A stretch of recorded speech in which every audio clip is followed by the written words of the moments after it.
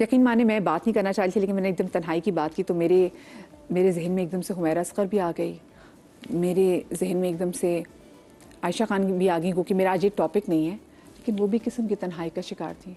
اور سوچیں نا یہ کتنی اذیت والی تنہائی ہے کہ آپ اس دنیا سے چلے بھی گئے اور پیچھے سے آپ کو کوئی پوچھنے والا نہیں ہے. تو یعنی کہ اس قسم کی تنہائی کہ ہر طریقے سے آپ کے لوگوں کے ساتھ تعلقات بھی ایسے نہ ہوں. تو جناب آج کے ہمارے شو میں آپ لوگ بھی شامل ہیں اور آپ لوگ کی لائیو کالز بھی ہم شامل کریں گے. ہمارے ساتھ پروین اکبر صاحبہ موجود ہیں، ہمارے ساتھ محسن عباس حیدر موجود ہیں، اور ہمارے ساتھ موجود ہیں ڈاکٹر طیبہ جو کہ سائیکالوجسٹ ہیں. مینٹل ہیلتھ آرگنائزیشن تسکین سے ان کا تعلق ہے. آپ تینوں کو میں شو میں خوش آمدید کہتی ہوں. اور سب سے پہلے تو میں آپ سب سے ویسے سوال پوچھنا چاہتی ہوں.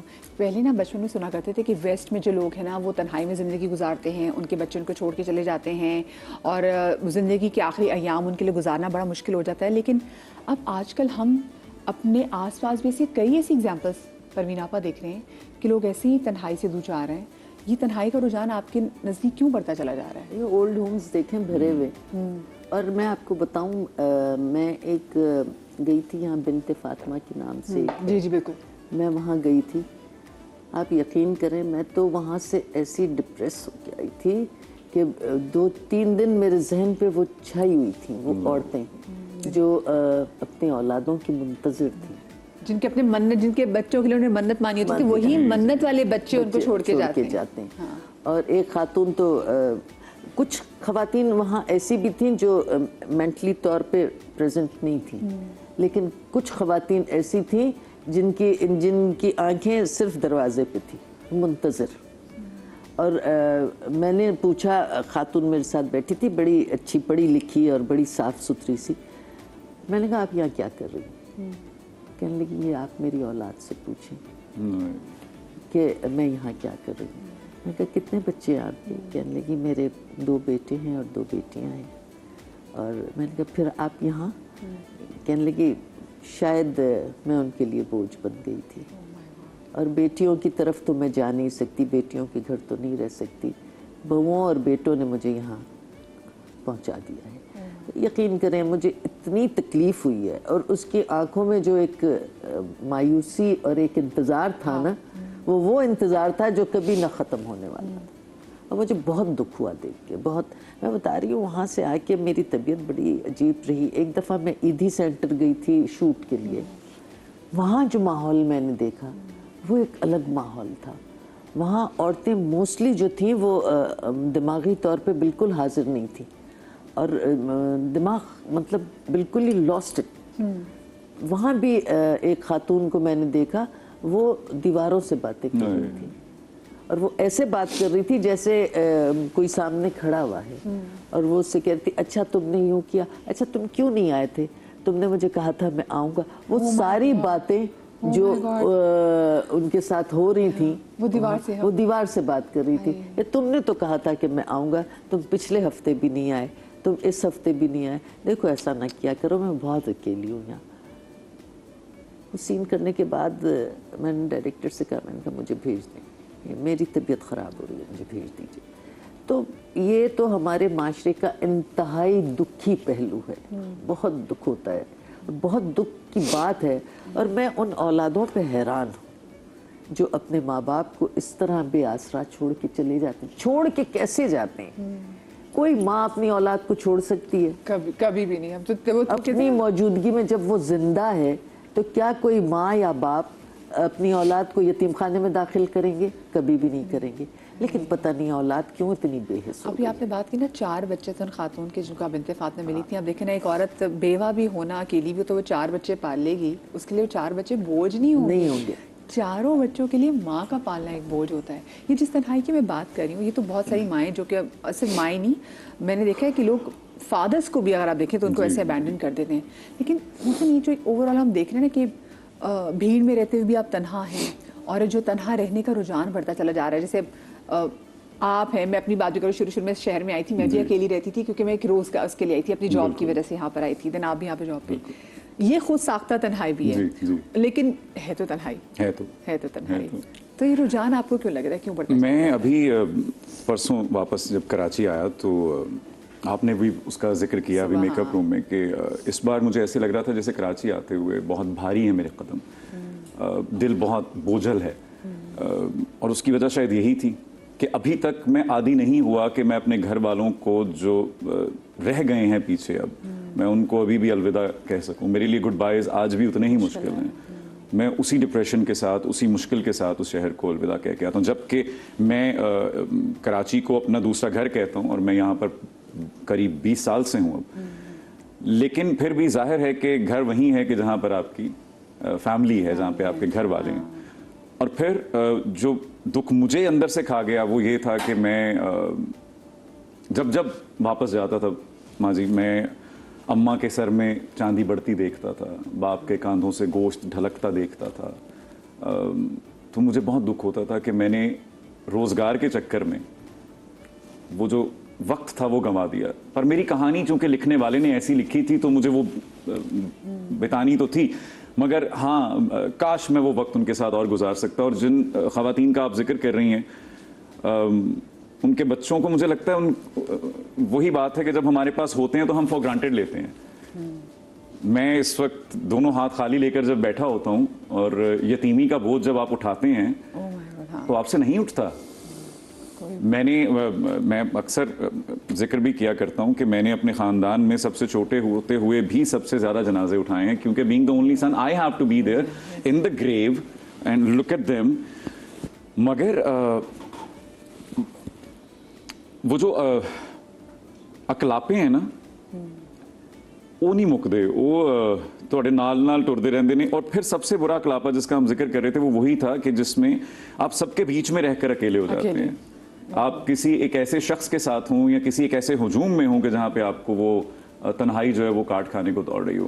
مجھے میری تنہائی نے جو سب سے اچھی چیز دی اس کا میں ذکر ضرور کرنا چاہوں گا. ہمیشہ ہم تنہائی کو ولن نہیں کہہ سکتے. جب میں کراچی آیا تھا نا مجھے تنہائی میں اللہ ملا تھا.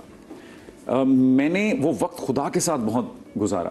یعنی کہ ایک وہ بچہ ماضی جو ڈرا کرتا تھا واش روم جاتے ہوئے, امی باہر کھلوندے سی تو پھر میں جانتا سی کہ میں ڈر لگتا ہے. اب جب وہ کراچی آ گیا اور اکیلا آ گیا, اور پھر وہ جو ایک فلم کا ایک ڈائلاگ ہے نا کہ کون کون ہے گھر میں, وہ کہتے ہیں 4 دیواریں چھت اور میں.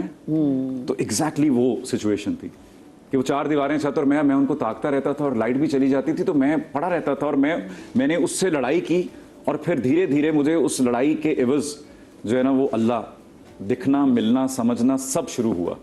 سو میں اس تنہائی کا شکر گزار ہوں جو میں نے وہ خود ساختہ تنہائی چنی اپنے لیے, اور وہ ہجرت چنی فیصل آباد سے کراچی تک کی. اس نے مجھے جو بنایا وہ اگر میں وہیں رہ جاتا اور ماماز بوائے رہ جاتا نا تو وہ مس ہو جاتا. سو کہیں نہ کہیں پھر میرا مداوع اس طرح سے ہو جاتا ہے کہ میری ماں بڑے فخر میں گئی اور پھر خاندان میں کہتی تھی کہ اگر محسن کر سکتا ہے تو کوئی بھی کر سکتا ہے. سو میرے لیے مجھے لگتا ہے یہ حاصل ہے. ہاں بالکل بات تو کی. اچھا فرزانہ آنٹی میرے سامنے موجود ہے, بنت فاطمہ کی سی ای او. فرزانہ آنٹی پلیز آ جائیے. آئیے. وعلیکم السلام, کیسی ہیں آپ؟ ٹھیک ہیں الحمدللہ. میں ڈاکٹر صاحب یہ آپ سے بھی پوچھنا چاہوں گی, یہ جو آج کل ہم سم ہاؤ کہیں نہ کہیں کمفرٹیبل بھی ہو گئے ہیں, کہیں ہماری کہیں ہم کہتے ہیں نا کہ یو چوز یور بیٹل. آپ کو پتہ ہے وہاں میں نے خود سوچ کے بھی تنہا رہ رہی ہوں, کبھی کبھی آپ کو ہجوم سے بھی ڈر لگتا ہے, یہ بھی سین ہے. تو میں نے کچھ ایسے لوگوں کو بھی دیکھا ہے کہ وہ تنہا رہنا زیادہ وہ کمفرٹیبل رہتے ہیں اور ان کو ہجوم میں جانے سے ڈر لگتا ہے. یہ کون سی ویسی اسٹیٹ ہوتی ہے؟ تنہائی اگر دیکھیں تو ایک احساس ہے, اور وہ احساس آپ کو ہجوم میں بھی ہو سکتا ہے محسوس اور اکیلے پن میں بھی ہو سکتا ہے محسوس.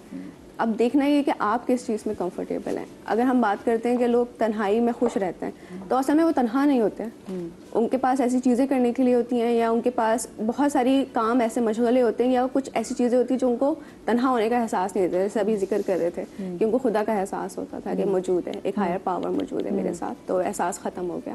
اس طریقے سے ہم 4 لوگوں میں موجود ہیں, ابھی ہم سب بیٹھے ہوئے ہیں, لیکن ہو سکتا ہے کسی کو اندر سے تنہائی کا احساس ہو رہا. کس کو ہے پہلے یہ بتائیں.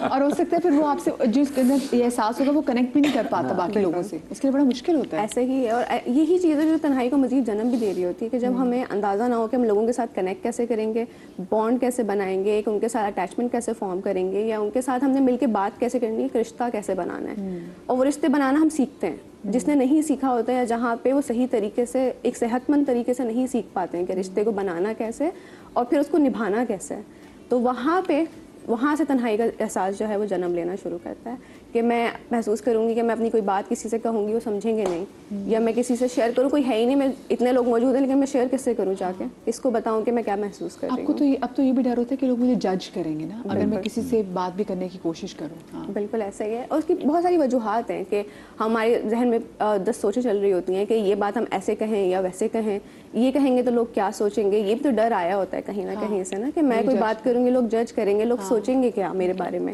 یا بہت دفعہ ہم ہچکچا رہے ہوتے ہیں کہ نہیں کیا کہیں, لوگ کیا سمجھیں گے, میں کہوں گی میں تنہا محسوس کر رہی ہوں, کہیں گے 4 لوگ گھر میں سب لوگ تو موجود ہیں, اتنی بڑی فیملی ہے, 6 بہن بھائی ہیں, پھر کیوں محسوس ہو رہا ہے تنہائی کا احساس, لوگ سمجھیں گے نہیں.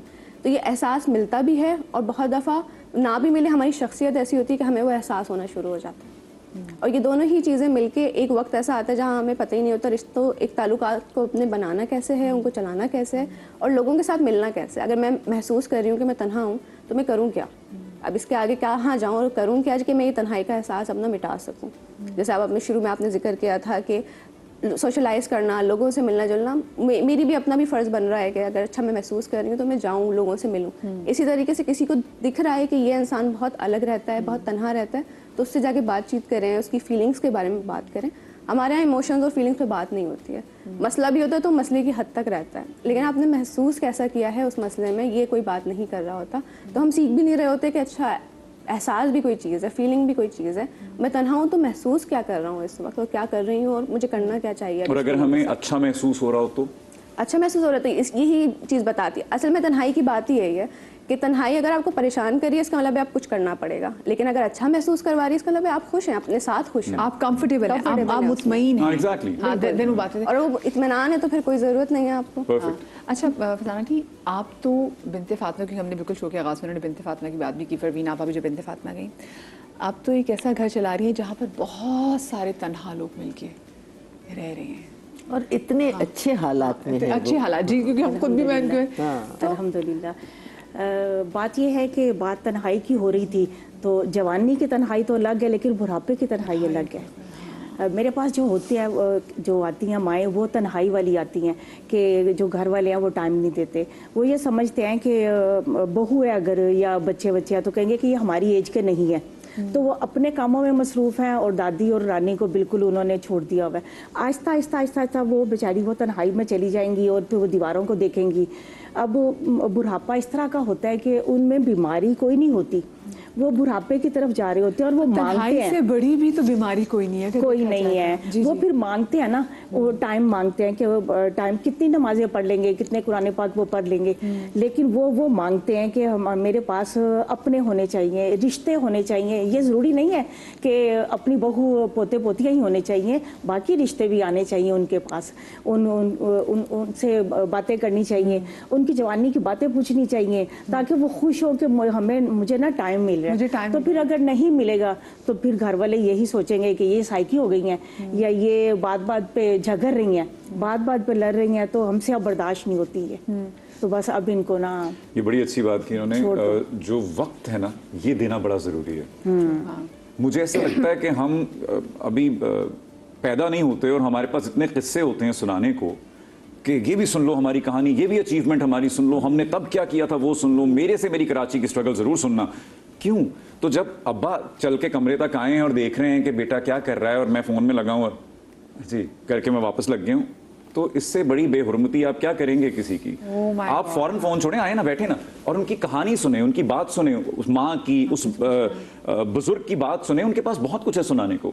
آپ کو زون آؤٹ ہونا ہے, آپ زون آؤٹ ہو جائیں آپ, لیکن ان کی بات سنیں, ان کو وقت دینے کی کوشش کریں, اس سے اچھا آپ ان کو کچھ نہیں دے سکتے. تو اگر سنائیں گے نا تو ماں اگر کہے گی کہ بیٹا میرے پاس تھوڑی دیر آ جا, بیٹھ جا نا, آپ آئے ہو تھوڑی دیر, تو وہ ہزاروں گلے شکوے ماں سے کرے گا. ماں کیا کروں میں, آفس کے بڑے کام ہیں, بچوں کے بڑے ہیں, اسکول کے مسئلے بڑے ہیں, بل بہت زیادہ آ گئے ہیں, ماں کیا کروں آپ کے پاس. یعنی کہ پورے گھر کا, پورے سارا دن کا غصہ جو ہے نا وہ اپنی ماں پہ, ایک فالتو ماں ہی لگے گی اس کو, اور ماں پہ ہی نکالے گا. تو وہ بیچاری کیا کرے گی, تنہائی میں تو آ ہی جائے گی نا.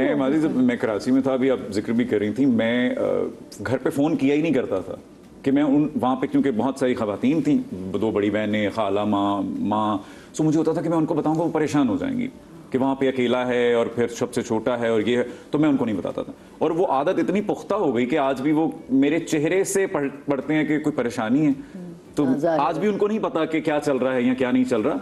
सो मुझे लगता है कि और इसमें कोई आर नहीं है, मैं कभी भी इस चीज को बेचारगी से नहीं बयान करता। मुझे लगता है कि ये एक सुपर पावर है जिसे अचीव करना चाहिए।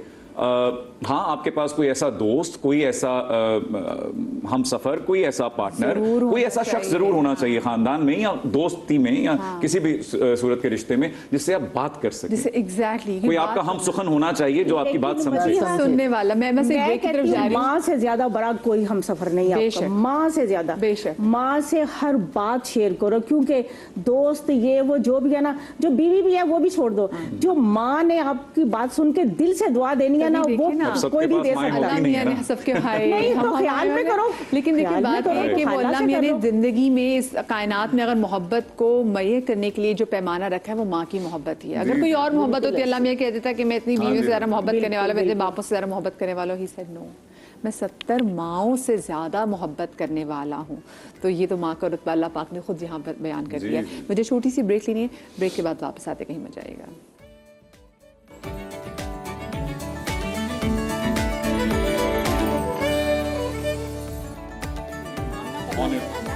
जी जनाब, welcome back after the break. और आज हम बात करें तन्हाई के हवाले से, और ब्रेक में हम ये गुफ्तगू भी कर रहे थे कि